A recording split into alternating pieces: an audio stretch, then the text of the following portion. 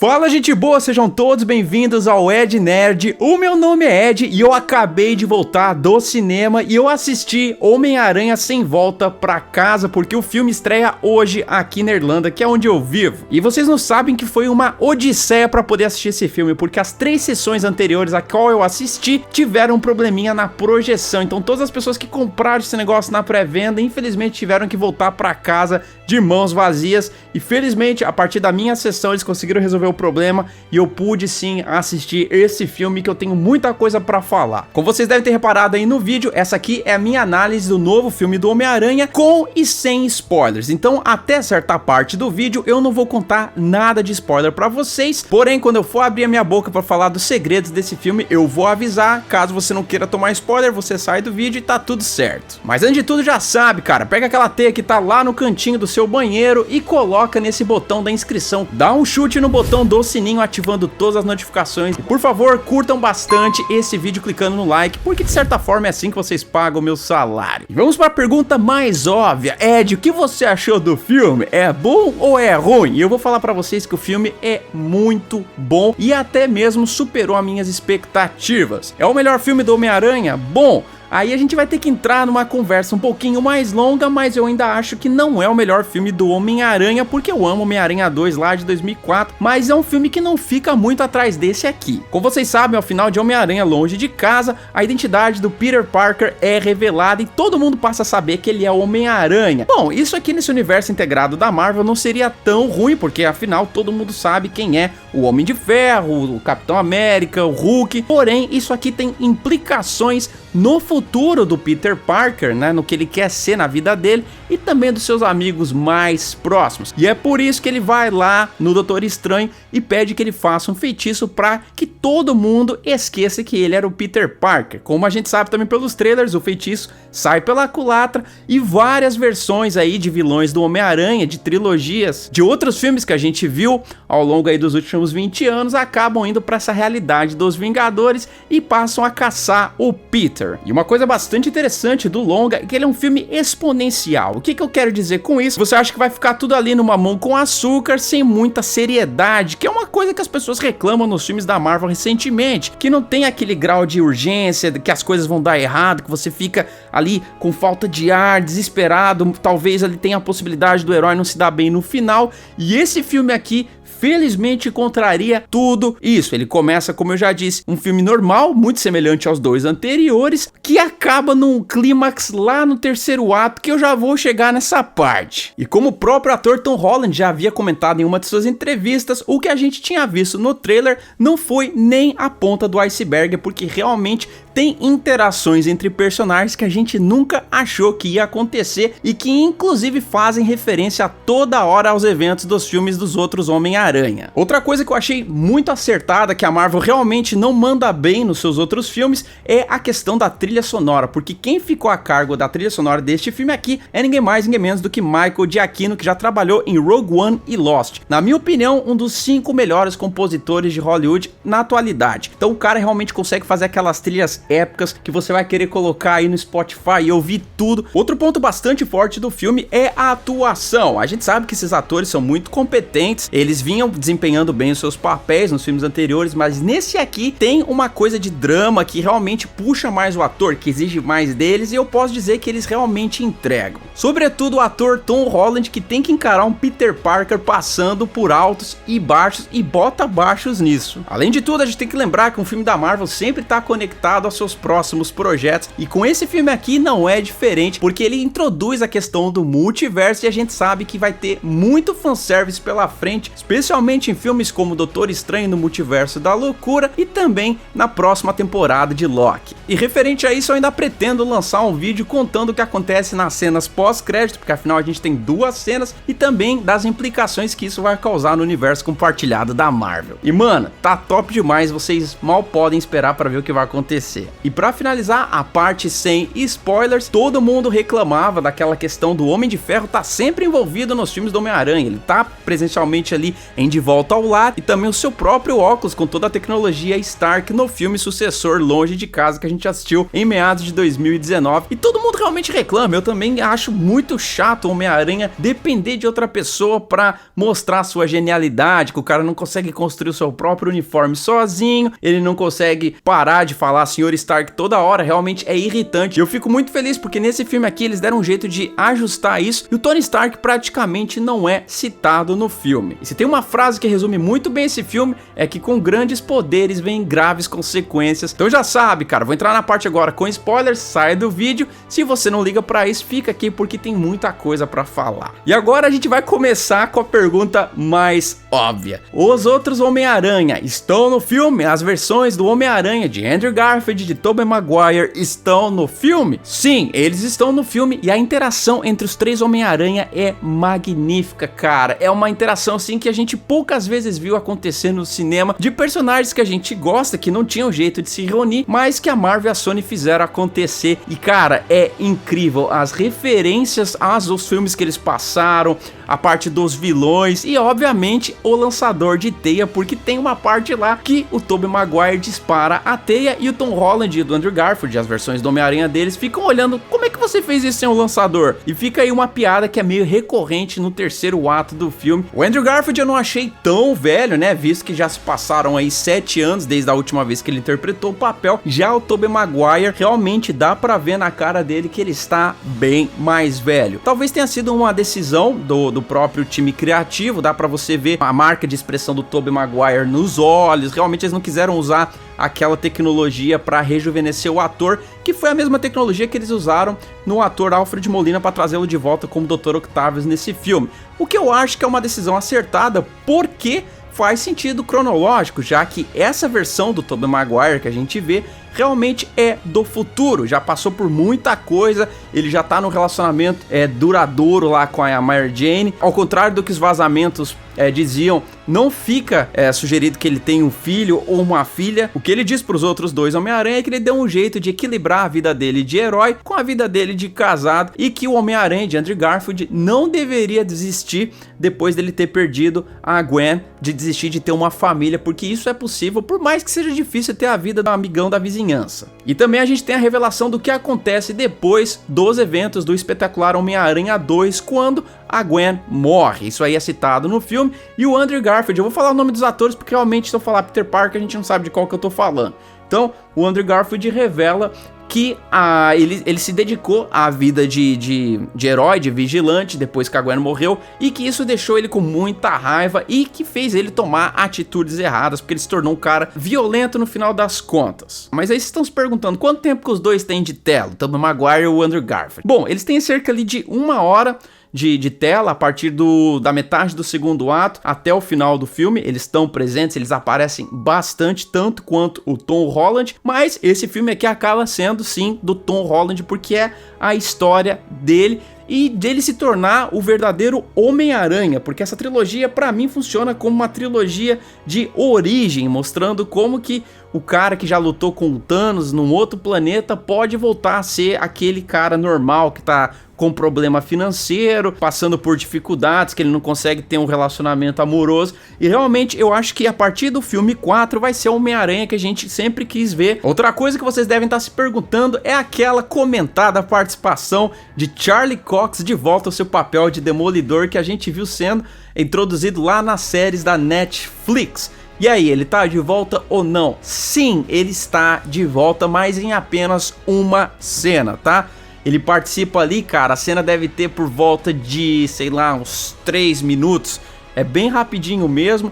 Inclusive mostra que esse roteiro não quis ficar naquela questão do tribunal, porque a gente nem tem cena de tribunal nesse filme. A gente já tem um pulo temporal que mostra que a vida do Peter Parker fica uma porcaria, porque todo mundo começa a torcer pro Mistério, o Mistério tinha uma legião de fãs, e a galera meio que começa a perseguir o Peter Parker, pichar a casa dele, jogar coisa pra dentro da janela, e aí que aparece o Charlie Cox como Demolidor, porque ele é contactado pela Tia May. Como ele conhece a Tia May e vice-versa, não é explicado, mas já tem um pulo temporal ali e já mostra ele colocando a papelada em cima da mesa onde eles estão, falando, ó, não vai ter nenhum tipo de acusação firme contra você, eles não tem como provar que você matou ou não o mistério, então você tá livre. Aí ele até faz uma piadinha pro Rap e fala, ó, mas você talvez tenha que procurar aí uma ajuda profissional, aí um advogado de maior calibre por conta da empresa Stark que deu esse apoio aí pro Homem-Aranha, que isso pode ter implicações para a empresa, e é justamente por esse motivo que o Rap não colocou aqueles advogados famosos à disposição do Peter Parker, aqueles advogados mais caros, porque realmente a Stark estava sendo processada, tinha sido aberta uma investigação federal contra ela, então ele meio que estava ali com as mãos atadas, e é justamente por isso que eles contratam um advogado mais barato de Hell's Kitchen para ajudar no caso do Peter. Agora, a história usa saídas, digamos assim, fáceis demais, porque, cara, o filme já tem 2 horas e meia, não tinha como eles desenvolverem muito ali a questão de dar um background para aquele fato ou aquele outro fato serem incríveis, e isso acontece em vários momentos da trama, como por exemplo quando o próprio Peter Parker está enfrentando a justiça por ele ter supostamente matado o mistério, e também em outras coisas lá no final do filme que tem implicação direta com os vilões. Uma coisa bastante interessante no filme é a questão dos vilões, porque os 5 vilões são bem trabalhados, obviamente que nem todos têm a mesma participação, mas o filme ali consegue dar um foco maior pro Dr. Octavius, pro Electro, por incrível que pareça, eu não tava esperando isso quando eu assisti os trailers, e principalmente pro Duende Verde, porque sim, o Duende Verde é o agente que causa toda a discórdia entre os vilões, que no primeiro momento concordam em ser ajudados pelo Peter Parker. Eles entendem que eles não estão na realidade deles, e a maioria deles quer voltar para sua realidade, desde que o Peter faça alguma coisa que impeça eles de serem mortos naquelas realidades dos filmes que a gente já tinha visto aí antes da parceria entre a Sony e a Marvel. O que leva a um fator bastante interessante, que a gente vê o Peter sendo uma espécie de cientista, de tentar buscar soluções para ajudar os vilões. Então a gente vê um Dr. Octavius extremamente perturbado devido aos eventos lá do Homem-Aranha 2 de 2004, quando ele tem o seu chip cerebral queimado e as máquinas passam a controlar eles, né? Os tentáculos passam a controlar a sua mente, e ele fica meio biruta porque ele tem várias vozes na cabeça dele. E aí a gente vê lá o Peter conseguindo arrumar o mecanismo que fazia o elo entre ele e os braços, e aí ele se tornando um cara mais são e muito agradecido pelo que o Peter Parker tinha feito pra ele. A gente também tem o Electro, que sofria aquela rejeição nos filmes do Andrew Garfield, dele ser um cara feio, dele ser um cara que não tinha merecimento, reconhecimento das pessoas, e aí ele é um dos poucos caras que quer ficar nessa realidade para poder absorver energia, porque ali tem uma tecnologia mais avançada. Então isso é bastante interessante, porque ele também funciona como um alívio cômico, cara. O Electro lá do Andrew Garfield é um personagem diferente aqui. Não é que ele é um outro personagem de uma outra terra, não, mas eles deixaram o cara mais relax, mais com um alívio cômico. Ele também tá em ótima forma. Tem uma cena que o cara parece pelado lá e os caras ficam olhando pra ele. O cara tá bombado, o cara tá com o cabelo. A interação entre os vilões é bem legal, né? Todos eles ali, um zoa com a cara do outro, um explica pro outro que o outro morreu. Então você tem o Dr. Octavius falando pro Norman, falou, ô, cara, tu morreu, o que você tá fazendo aqui? E aí vem o Homem-Aranha falando pro Dr. Octavius, mas você também morreu, não sei o que. Então, cara, essas interações entre os vilões tá muito engraçado. E eu fiquei com o pé atrás quando eu comecei a ver essas interações, principalmente quando eles estão sendo ajudados pelo Peter, porque eu falei, putz, cara, então não tem vilão esse filme, tá ligado? Porque, meu, tá todo mundo ali num esquema de camaradagem, só falta eles pedirem uma pizza, tá ligado? Mas depois a gente tem uma revelação, na verdade é uma volta de um elemento da trilogia do Sam Raimi, que é a questão da bipolaridade do Duende Verde, porque horas ele é aquele cientista, aquele cara que gosta do Peter Parker, que não é tão mal assim com as pessoas, e depois a gente vê a personalidade do Goblin assumindo o corpo dele, e aí o negócio fica feio, porque ele realmente consegue semear a discórdia e infelizmente leva à morte de uma personagem que já tinha sido vazado em vários vídeos que vocês devem ter visto na internet, e é a pura verdade, porque sim, a tia May morre, mas antes dela morrer, ela fala aquela célebre frase do tio Ben, com grandes poderes vem grandes responsabilidades, antes dela ir pro Beleléu. E esse momento é crucial para a vida do Peter, porque engrandece o personagem, no sentido bom e no sentido mal. No sentido bom, ele percebe que talvez as decisões que ele tome na vida dele podem levar a consequências negativas, inclusive para as pessoas ao redor dele, como nesse caso a sua própria tia que bate as botas. E aí que vem aquele momento onde ele quer descontar sua raiva e frustração no Duende Verde e começa meio que uma caçada para se vingar dele, sendo assessorado pelos outros dois Homem-Aranha que dizem que esse não é o caminho certo, que o Homem-Aranha não cruza certos limites. E para finalizar, uma coisa que me deixou bastante animado foi ver a reação da galera da plateia. Parece que cada frase dita pelo Homem-Aranha de Andrew Garfield e Tobey Maguire é uma referência. Cada linha de diálogo ali sugere uma situação que eles já enfrentaram em suas vidas e, meu, é muito prazeroso ver as pessoas percebendo essas leves ou talvez bem diretas referências, porque, cara, a galera vibrou, mano, era aplauso atrás de aplauso, a galera encolhida em momentos mais tensos da trama, meu, mas você vê os três Homem-Aranha se unindo, trabalhando como uma equipe pra parar os vilões, cara, é incrível, meu, é sem palavras pra descrever. Eles começam mal no começo, cada um tentando lutar da sua maneira e tendo, né, resultados pífios, desastrosos, porque nenhum deles ali sabe trabalhar a equipe, e aí vem o Tom Holland como papel central, como líder da equipe, e diz, olha, eu já trabalhei em equipe com outros heróis, e a gente vai conseguir fazer isso se vocês seguirem a intuição de vocês, o sentido aranha de vocês, que leva a uma referência dos Vingadores, que ele fala, ó, já trabalhei com os Vingadores antes, pô, cara, eu sei o que eu tô fazendo, e os dois caras ficam olhando, mas o que você tá falando, o que é os Vingadores, tá entrando numa banda, tá ligado? É maravilhoso, cara, realmente a interação entre os três personagens tá fenomenal, gostei bastante da participação do Doutor Estranho no filme, acho que era necessária. Aquele elemento dele ter errado o feitiço e criar essa ruptura no multiverso é meio bobinho, tá? Porque é explicado no filme que ele já tinha feito esse feitiço antes. E óbvio que fica lá o Peter Parker buzinando na orelha dele. E isso faz com que ele erre o feitiço, porque tem várias ramificações em relação às pessoas que o Peter quer que continuem se lembrando dele. Mas assim, eu ainda acho o momento meio fraco. Acho que eles poderiam vir com uma explicação um pouquinho mais robusta, uma coisinha um pouquinho mais bem feita pra explicar esse fracasso do Doutor Estranho. Gostei bastante da interação dele com o Peter e também com os outros dois Homem-Aranha, porque sim, todos os quatro se encontram lá no final do filme, e aí a cara dele, tipo, vendo, o que você fez, cara? Não era nem pra você estar interagindo com as pessoas do multiverso, você chamou mais dois Homem-Aranha, é simplesmente maravilhoso. E o confronto entre o Homem-Aranha de Tom Holland contra o Duende Verde com o nascer do sol ali, cara, na Estátua da Liberdade, é uma coisa maravilhosa, porque, meu, é emocionante e inclusive mostra que os filmes da Marvel estejam indo para um caminho um pouquinho mais adulto, que não é tudo no preto no branco, o herói sempre vai ser bonzinho, o vilão sempre vai ser mal, porque o Homem-Aranha de Tom Holland quase mata o Duende Verde, e essa cena é brutal, porque ele arregaça o Duende Verde, ele espanca o cara, ele... Meu, vocês não tem ideia, o cara parece o Corcunda de Notre Dame, porque ele apanha pra cacete. E só não chega no Ultimato porque ele é parado pelo Homem-Aranha do Tobey Maguire, que realmente tá mostrando uma atuação muito melhor do que os filmes que ele fez de Homem-Aranha, que as pessoas reclamam, dizem que ele não é um bom ator. Eu discordo disso, mas nesse filme aqui ele não precisa falar uma frase, cara. O olhar dele entrega exatamente aquilo que o personagem quer dizer, e isso pra mim é sinônimo sim de uma boa atuação. O Homem-Aranha de Andrew Garfield continua fantástico, ele conservou